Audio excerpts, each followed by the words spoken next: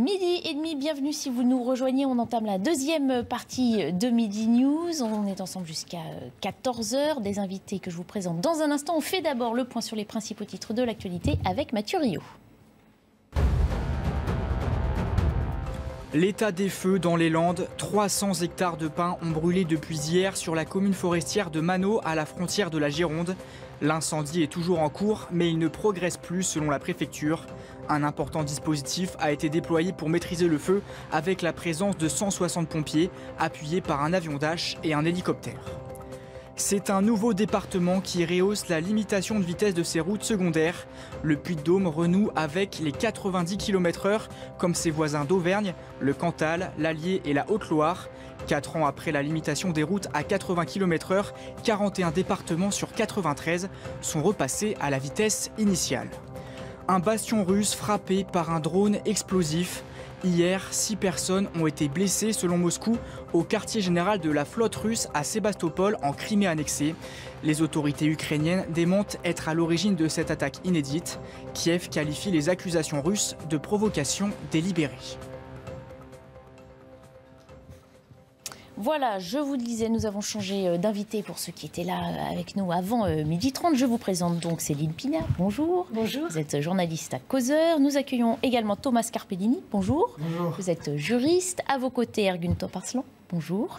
Vice-président de territoire de Progrès. Et nous accueillons également Maître Éric Decomont. Bonjour. Bonjour. Avocat spécialisé en droit routier. Et si vous êtes là, Maître Decomont, c'est pour évoquer cette question sur la route des vacances qu'emploient de nombreux Français aujourd'hui. Certains axes secondaires à double sens sont de nouveau autorisés à 90 km/h, là où la vitesse avait été abaissée à 80. La liste des départements qui rebasculent vers ces 90 km/h s'allonge sérieusement. On va regarder une petite carte, vous allez le voir.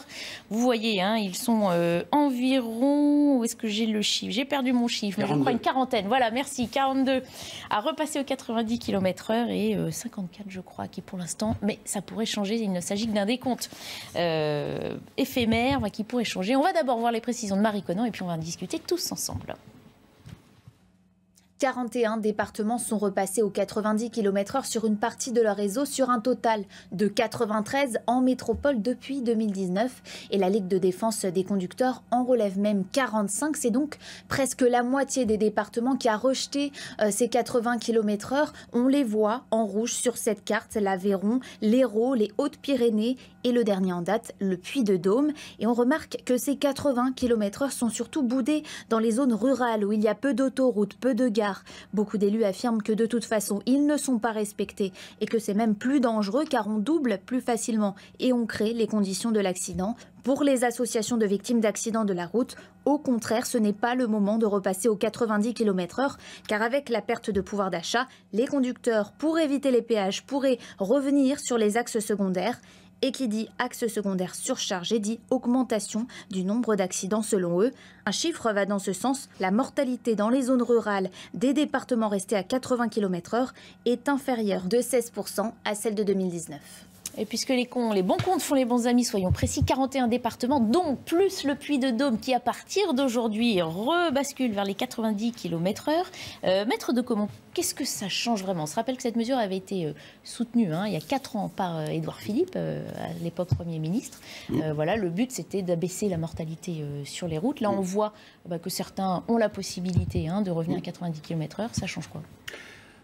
On peut voir ça de différents aspects. Alors déjà, ça met une pagaille inimaginable. Parce que vous avez dit tout à l'heure, 42 départements sont déjà revenus. Ça va dans le même sens, ça va continuer, bien entendu. Et donc, à peu près 48, 50 ne sont pas encore revenus. Et 54. Au sein de chaque département, à quelques rares exceptions près, comme l'Allier, je crois, 2 ou 3 autres, de toute façon, il y a du 80 et du 90. Oui. Donc, même au sein de votre département, si vous vous déplacez que dans votre département, vous savez déjà, pas toujours. En tout cas, il faut bien regarder les panneaux pour savoir ce qu'il en est. Bon. Deuxièmement, qu'est-ce que ça change? En matière de sécurité routière, absolument rien. Pourquoi? Parce que les rapports gouvernementaux le disent eux-mêmes. Ils n'ont pas pu mesurer ce que donnait le 80 km/h. Parce que ça a été imposé par M. Édouard Philippe, qui en avait fait son dada, on ne sait pas très bien pourquoi, mais c'est comme ça. Et ça bien contribué à l'épisode Gilets jaunes. Vous savez, c'était avant la Covid. Oui. C'était le précédent caillou dans la chaussure de M. Macron qui, justement, avait désavoué son Premier ministre, l'avait abandonné en race campagne en disant « écoutez, on va pouvoir laisser aux maires ruraux qui sont vent debout, enfin aux élus ruraux, les conseils départementaux ruraux, qui sont vent debout contre ces mesures, parce qu'en fait, ça ne concerne pas Paris, ça concerne 20 km ou 50 km en Île-de-France. Donc c'était vraiment une mesure contre la ruralité, en tout cas ça a été conçu comme tel. On va leur laisser le choix. Ils le veulent, on leur laisse le choix, tant pis pour Édouard Philippe, ils vont pouvoir revenir.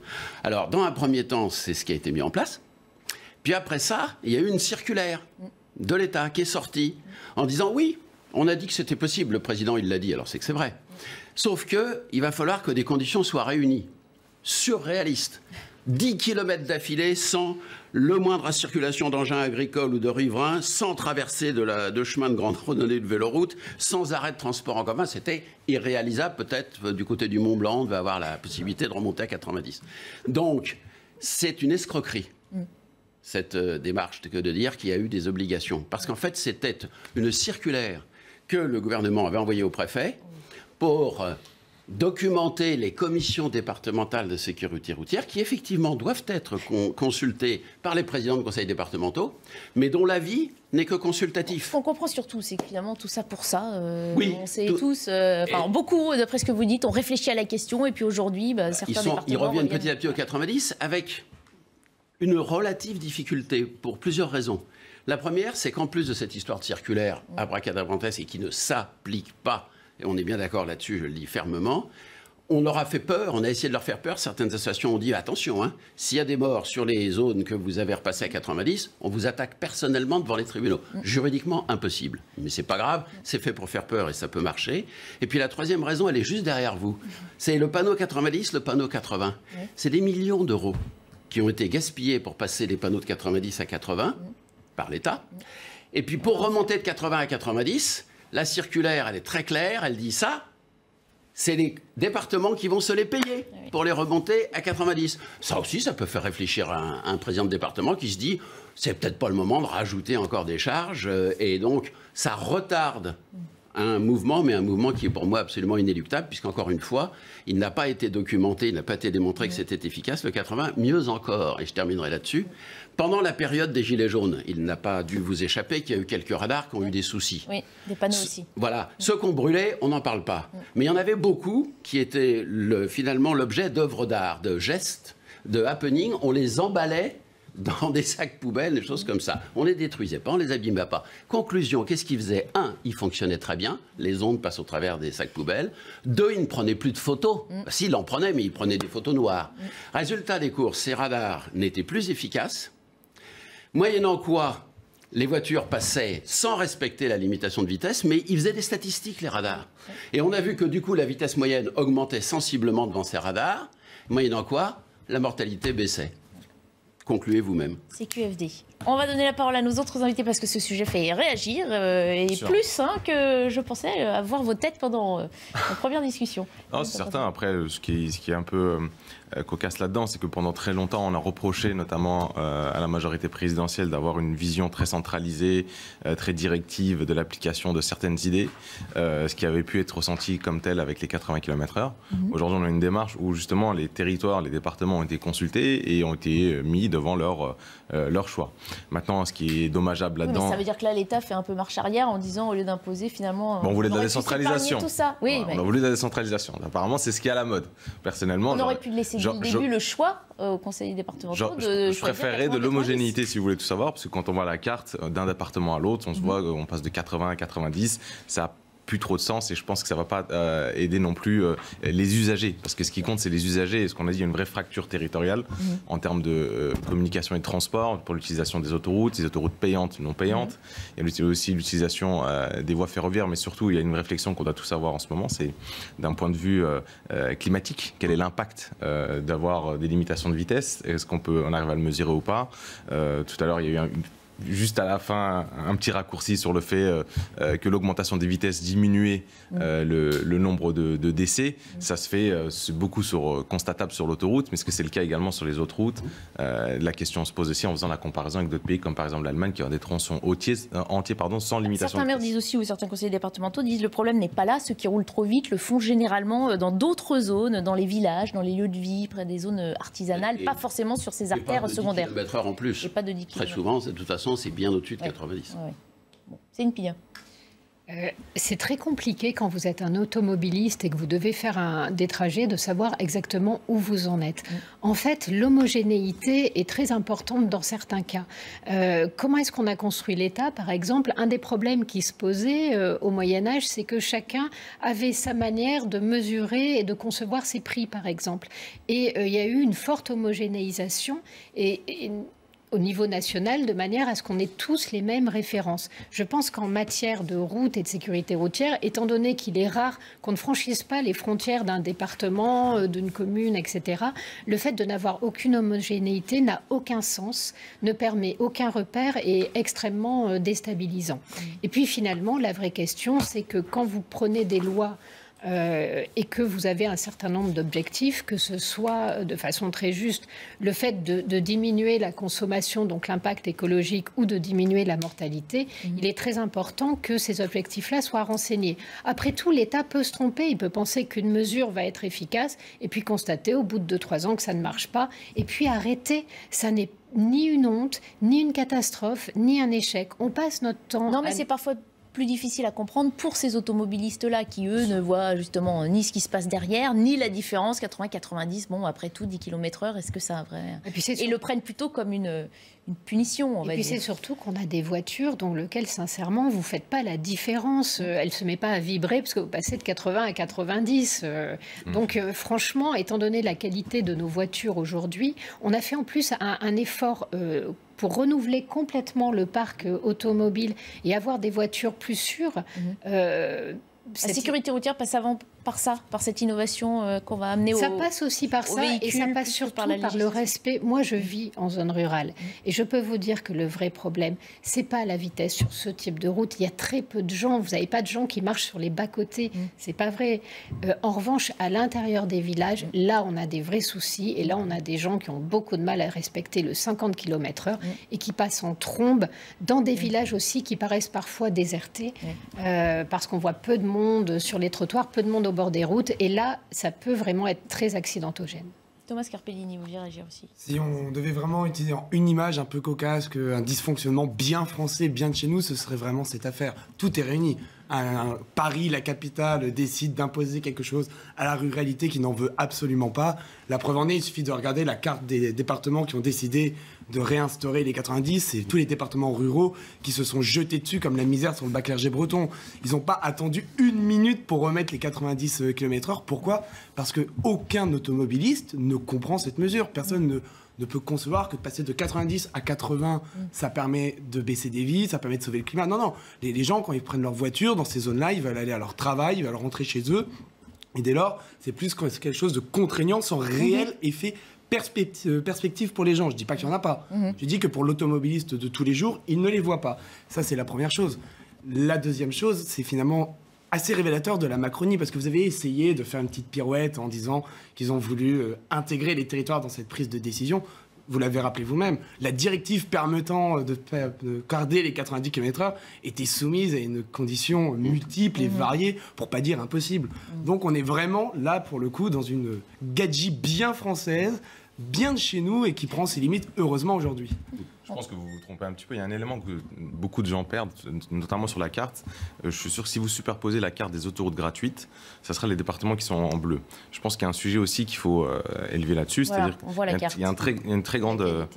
on voit la Meurthe-et-Moselle, parce que j'y viens, donc je peux vous le dire. Ça reste sur les 80 km/h. 80 ou 80 Oui, c'est 80 et c'est autoroute gratuite. Ils vont rester à 80 km/h, notamment d'un point de vue impact climatique et impact sécuritaire, notamment sur les routes. Et oui, madame, parce qu'il y a une réalité. consomme un peu plus quand on appuie un peu plus sur le champignon. Mais on n'est jamais obligé de rouler à la vitesse maximale. On peut rouler moins vite. Et ça se voit de plus en plus. Ça peut être dangereux. On apprend aussi dans le code de la route que rouler en dessous de la vitesse autorisée peut être dangereux. Le problème qu'on a eu avec les 80 km/h qui avait de complètement aberrant, c'est que vous aviez une espèce de nivellement par le bas qui était extrêmement dangereux, puisque vous aviez désormais les jeunes conducteurs à 80, les camions petits à 80 km/h, et par temps de pluie, toutes les limitations de vitesse hors agglomération sont diminuées, mais elles ne l'étaient plus sur ces routes-là, parce qu'ils n'ont pas osé dire 70 par temps de pluie. Donc ça devenait n'importe quoi et potentiellement excessivement dangereux. J'ajoute que, comme vous le disiez très bien tout à l'heure, ce qui est scandaleux dans cette situation, c'est que dès le début, les élus des territoires, comme on dit, moi je préfère parler de province, ont dit ça va pas la tête, il faut qu'on en discute.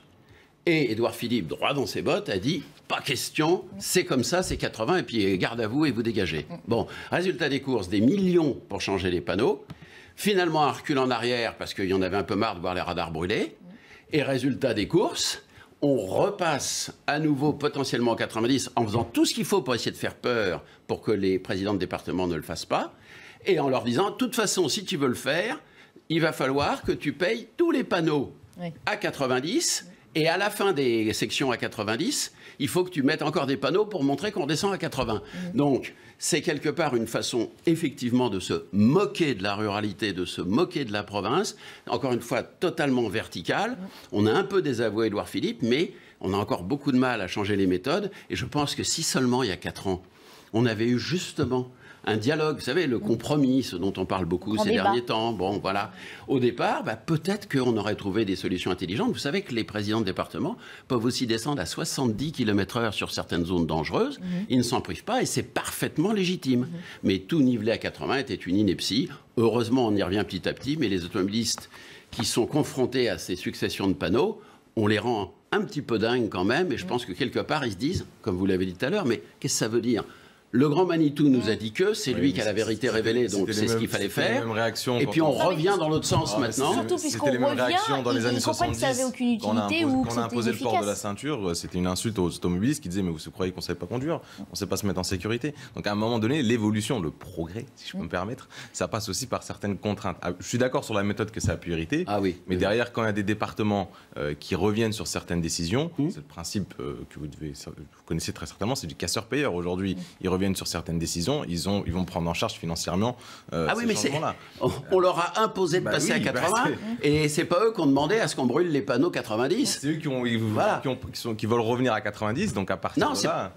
c'est le gouvernement qui a lâché Édouard Philippe et qui a lâché cette obligation générale en disant attention, on va vous faire peur avec une circulaire qui est inapplicable en réalité, avec des comités de sécurité routière dont les avis ne sont que consultatifs. Certaines associations montent au créneau en disant s'il y a des accidents mortels sur les zones que vous avez remis à 90, on va vous attaquer devant les tribunaux, ce qui est juridiquement impossible. Et moyennant quoi, on vous dit vous allez payer l'addition de tous les panneaux qu'on vous a forcé à enlever et qu'il va falloir racheter pour en remettre. On se fout quand même un petit peu des territoires, si je me permets ainsi. Pour le coup, sur la ceinture, on a mesuré très vite l'impact. C'est-à-dire que là, en termes de mortalité, le port de la ceinture, ça fonctionne et ça fonctionne de manière très importante. Ce qu'on voit, c'est sur cette question de la baisse de 10 km/h, on a des études qui sont contradictoires. On vous met en avant une étude qui dit ça ne sert à rien. Vous en avez une autre qui sort en disant mais si. Donc au bout d'un moment, on n'y comprend réellement plus rien. Il y a aussi ce problème-là de cohérence. Et enfin... quand vous exercez le pouvoir, parfois, oui, le fait de mettre des gens dans une situation impossible, c'est une manière de garder la main tout en faisant semblant de la leur rendre. C'est en général la pire manière de s'affirmer. Mieux vaut assumer son autorité que prendre les gens pour des imbéciles parce que vous créez un ressentiment et ce ressentiment, à un moment ou à un autre, il va s'exprimer. Et puis pour finir sur les territoires, puisqu'on a bien compris que c'était un peu le cœur de sujet, justement, c'est Olivier Amran, nouveau patron LR de l'Ardèche, qui dit « Laissons respirer les ruraux, arrêtons de diaboliser la voiture, les 80 km/h de toute façon n'étaient pas respectés, donc il se réjouit, lui, de pouvoir revenir à 90 km/h. » Je ne sais pas, on va demander à un ministre de l'Ardèche si c'est la réalité en Ardèche, mais moi j'avais l'impression, en tout cas dans les régions, que les 80 km/h étaient plutôt respectés. Je ne sais pas, en tout cas... Quand on a aussi au-dessus de sa tête le coup couperait de l'amende ou du radar, effectivement, la majorité des Français respectent les règles. Après, il faut que collectivement aussi, on revienne à une certaine notion de ralentissement. On est tout le temps dans la course-poursuite, fuite en avant, essayer d'aller plus vite. C'est pas la fin du monde. Baisser 10 km/h sur 50 km, je me demande, ça vous fait gagner combien de temps, à vrai dire. Vous avez une voiture à Guenton-Passement ? Oui. Bon.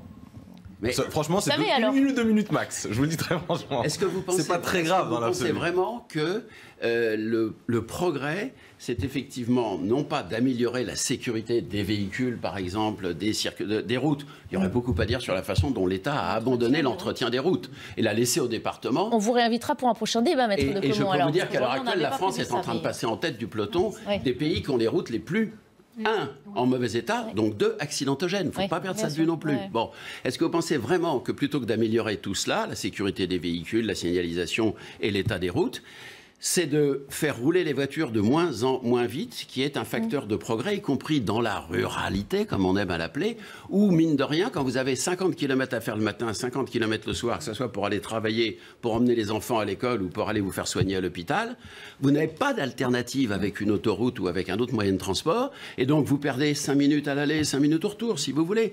Qu'est-ce que c'est 5 minutes dans une vie ? Ça peut changer des tas de choses. Vous pouvez rater un train pour 5 minutes d'ailleurs. Et en l'occurrence, c'est perçu dans ces départements-là comme une punition franchement mesquine. Voilà. Alors certains, vous avez raison, le respectent. Ce que vous dites les automobilistes, parce que vous défendez les automobilistes. Bien entendu. Et moi, j'écoute ce qu'ils disent. Et ils me disent effectivement... C'est vraiment les Parisiens qui, eux, ne se l'appliquent pas puisqu'ils n'ont pas de route à double sens comme ça. Ils roulent moins vite aussi sur le périphérique parisien, les Parisiens. Oui, mais c'est pas soumis à ce genre de réglementation. Et c'est pas qu'effectivement il l'ait choisi. Mais il faut surtout arrêter, je pense que ça c'est très important, de diaboliser la vitesse en tant que telle. Ce qui est dangereux, c'est pas l'excès de vitesse, le fait de dépasser soit le 80, soit le 90, c'est la vitesse excessive. Vous me direz, c'est bonnet blanc et blanc bonnet. Non, ce sont deux notions totalement différentes, prévues l'une et l'autre par le code de la route. La vitesse excessive, c'est quand vous roulez trop vite au regard des circonstances, même si vous êtes en dessous de 80. Et c'est pour ça que parfois, il faut limiter à 70.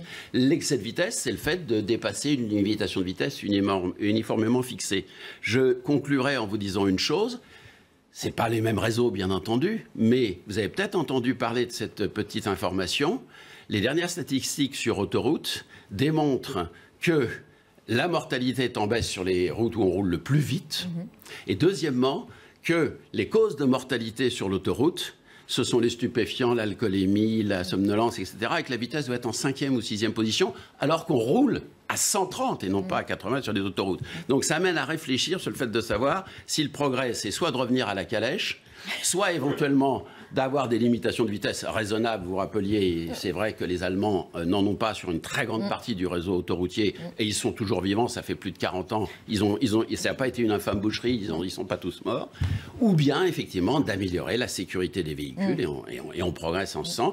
Et surtout d'améliorer le réseau routier. Et de ce côté-là, je trouve que l'État ne devrait pas être très fier de la façon dont il a démissionné, tout en refusant au département, ce fut une belle anecdote, de pouvoir bénéficier, des ressources des radars. Parce que les départements avaient dit, je veux bien qu'on nous confie l'entretien des routes, ce qui va être un super gros budget, y compris national, mais au moins vous nous donnez les recettes des radars, ça va permettre d'entretenir les routes. Eh bien non, si vous me passez l'expression due à mon maître Michel Audiard, touche pas au Grisby, salope. Il n'est pas question qu'on te donne l'argent des radars. Compliqué. Mais tu vas payer maintenant pour entretenir les routes. Et maintenant, c'est la misère en France sur les routes. Et ça, je trouve que c'est scandaleux. Beaucoup plus que le débat sur les 80-90. Eh ben, on vous remercie en tout cas de nous apporter votre éclairage. Vous n'étiez là que pour cette partie-là. Et on vous remercie. Et on prévoira peut-être un débat, si l'actualité nous le permet, évidemment, sur l'état des routes françaises. Merci, maître de Caumont. Je vais poursuivre. Vous pouvez évidemment rester avec nous. Il nous reste quelques minutes avant la pause. Donc, vous pouvez rester avec nous. Je voulais juste en profiter pour vous dire que le 1er août, c'est aussi la date d'entrée en vigueur de certaines...